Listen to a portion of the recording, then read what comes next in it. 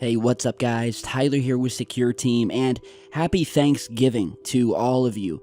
Hope you all had a great day. You didn't have too many arguments with family members around the dinner table.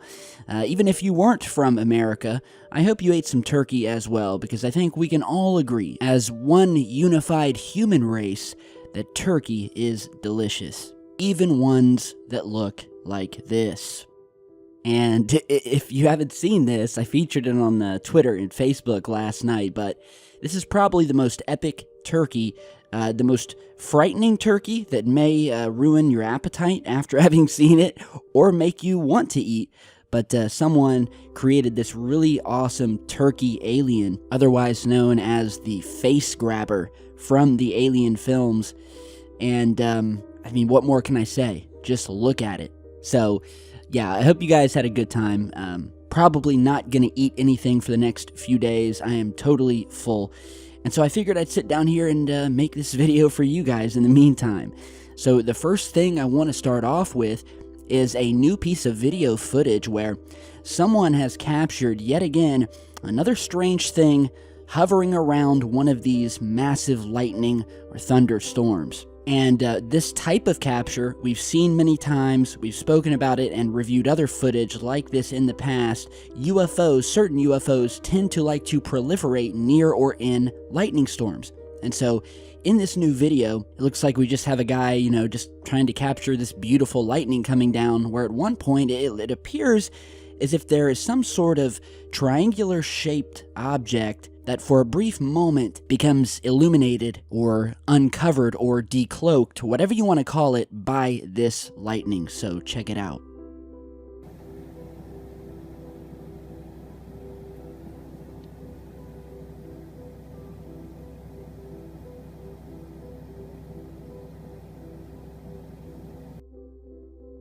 Okay, so pretty short clip. I edited right to the area where the object appears. Real cool footage posted by the YouTube channel Alan Diablo. And so here is a more slowed down version. We'll play with some different filters here, different colors, just to give us the best look. And from what I can gather about this is that without a doubt, it appears that this is some sort of strange object, or maybe it's just a cloud shaped like a TR-3B or a black manta, one of these black triangular crafts that the government says didn't exist, despite the fact we've seen these things flying around for years now, since the late 1980s, early 90s. And as I was looking at this, and from some of the other people that I've shown this to, it almost appears as if whatever this object is, it may actually be hiding within a cloud. Either that, or there's just some sort of strange mist surrounding the object that may be caused due to atmospheric conditions as it's sitting up there in the storm. But, when this thing really lights up, you can see it. It's black, it looks rigid, it looks like your typical triangular or more V-shaped object that we've seen many times before, just sort of silently sitting in the sky. And I mean, you can clearly see what look to be the very long wingspans coming off of this thing. The pointed end, where you would think a cockpit would be on many of these craft. Now, there's also parts in this video that when I was going frame by frame, it appears that you can actually see some of this light coming from the lightning reflecting or glinting off different parts of this object, which I'm attempting to show you here. There's at one point where you see some reflecting here on the bottom. Here we see another frame where, again, it appears that we have some mild reflecting coming from the other side of the craft being lit up. And, I mean, in my opinion, I really do think we have something strange here sitting up in the skies. It immediately reminds me of the recent image we captured of one of these triangular craft being caught right in the middle of a bolt of lightning that was shooting down from the sky, hitting the top of this building. That image you're seeing here. And that's another thing about these lightning storms, is that more often than not, it's more triangular shaped objects being captured within these storms, rather than your typical saucers, your orbs, your square or rectangular shaped UFOs.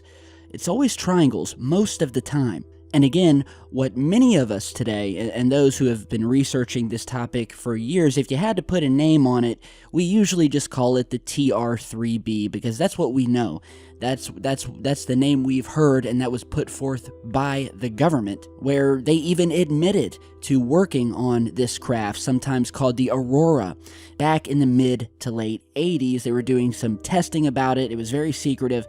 They said that they then shelved the craft, never worked on it again, dismantled the entire project. But that's not true, because after they supposedly dismantled the work on this very secretive craft, there was an explosion of sightings of these things all over the world.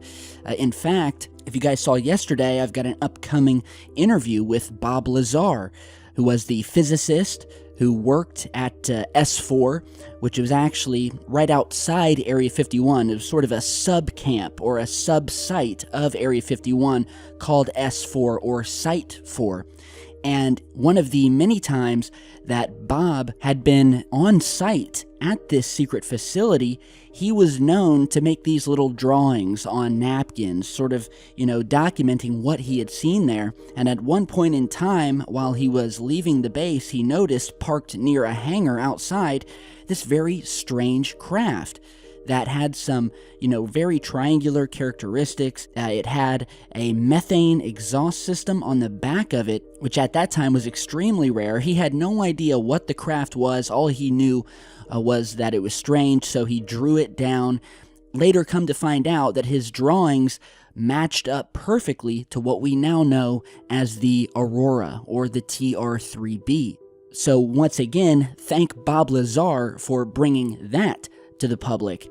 And so these secretive triangular craft have never gone away. They are still seen. In fact, I want to show you a couple of other very interesting photographs of these things. Here are three photographs in progression that were captured back in September of 2017, later posted by the exopolitics.org website.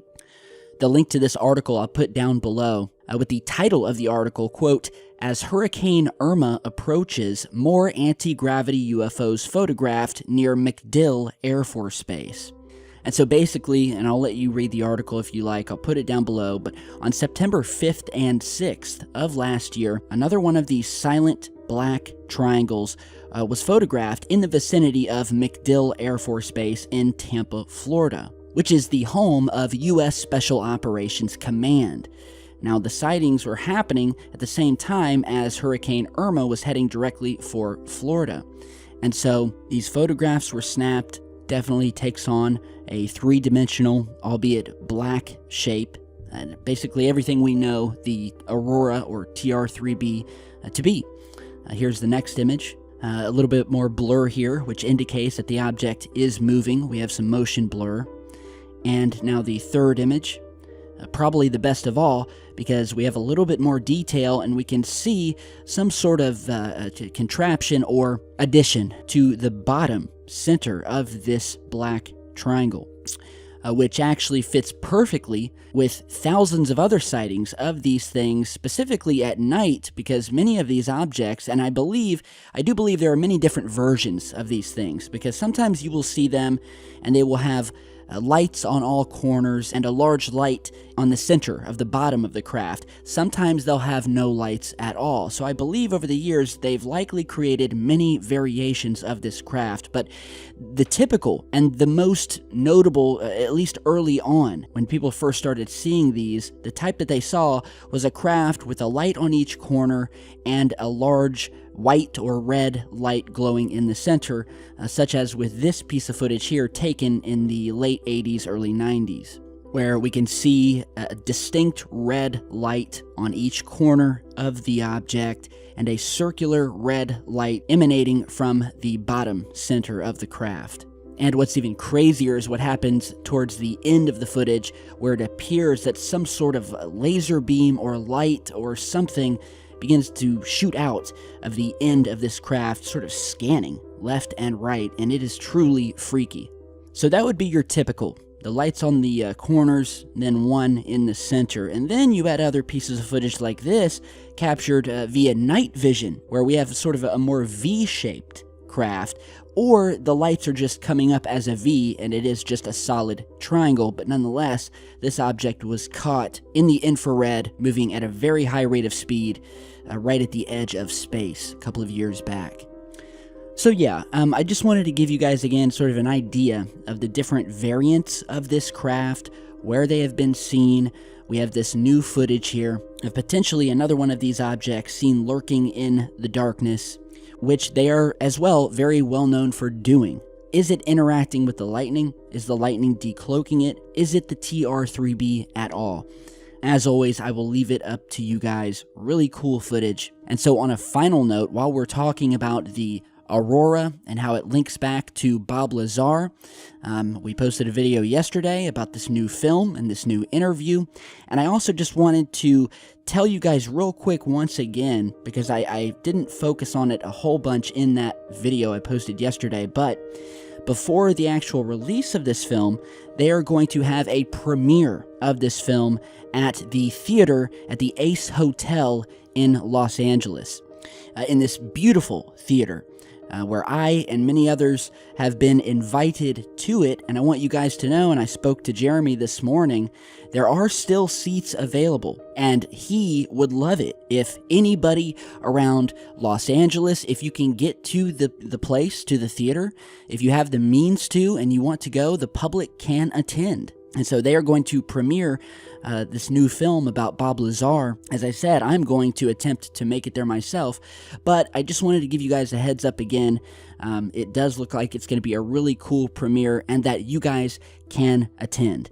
So I think there may be, 300 or 400 seats left. So I'll put some links down below where you can go and purchase tickets if you like, support Jeremy and this film and everything that guys like us are trying to do. That way we can put it back into the research of this topic and put out more videos, more films, more documentaries, and hopefully I can interview some really, really cool people. I gotta tell you, I'm extremely excited, bordering on total stage fright, that I'm actually going to be able to sit and talk with Bob Lazar on the channel, exclusive. He's not doing it with anyone else. And I have decided that since I'm going to have very little time with both he and Jeremy, we're going to do like a Skype call. I've decided that all of the questions that I'm going to ask Bob, I want to come from you guys. So what I want you to do, if you have a question for Bob, put it down below in the comments, and then I'm going to make a list of those questions, and when I'm interviewing him, we'll try to pick out the best ones, try to fit as many in as possible, because you guys hear enough of me talk. I want you guys to be able to talk to Bob through me and ask the questions that you want asked. So again, if you have a question for him, put it down below. Check out that link. If you can make it to that premiere, grab a ticket and get there. Again, you may have a chance of seeing me there. And how cool would that be? I sure would love to get there and meet everyone and maybe see some of you guys. So with that, that is all I have for you guys today. Check the links down below. Stay safe. Very exciting times for this topic, and things are only going to get better. Again, happy Thanksgiving, and I'll see you all back in just a bit.